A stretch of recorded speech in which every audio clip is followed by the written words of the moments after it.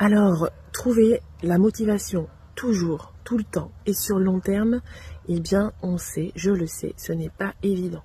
Quand tu as besoin de cette motivation, et je pense aux formations un petit peu longues, ou quand tu as un projet qui doit se dérouler sur plusieurs mois ou voire plusieurs années, c'est sûr que cette motivation, tu peux pas l'avoir tout le temps, et c'est normal. Et c'est là où j'ai envie de te proposer d'être indulgente avec toi-même, parce que finalement tu vas t'imposer des choses en disant il faut absolument que je sois motivée, sinon ça veut dire que je suis pas faite pour ça. Bien sûr que non. Ta motivation, tes envies, ta concentration, elle varie.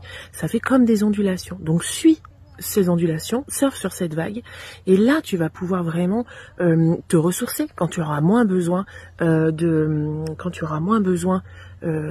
travailler à fond. Profites-en pour te reposer, pour faire autre chose. Et c'est cette autre chose qui va te permettre justement de te relancer dans quelque chose.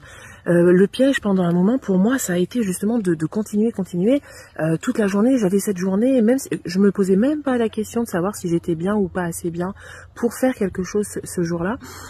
C'était comme ça dans mon calendrier, dans mon agenda, et je le faisais.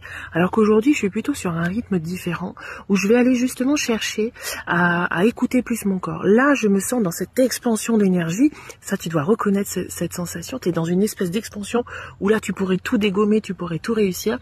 Et puis, il y a d'autres jours où là, vraiment, t'as pas envie, une couette, un plaid, un chocolat chaud, et c'est tout ce que tu auras envie de faire de ta journée. Donc, je t'invite vraiment à écouter ton corps, et surtout à poursuivre tes efforts. C'est vraiment la persévérance qui va te faire être une winneuse. Allez, à plus tard.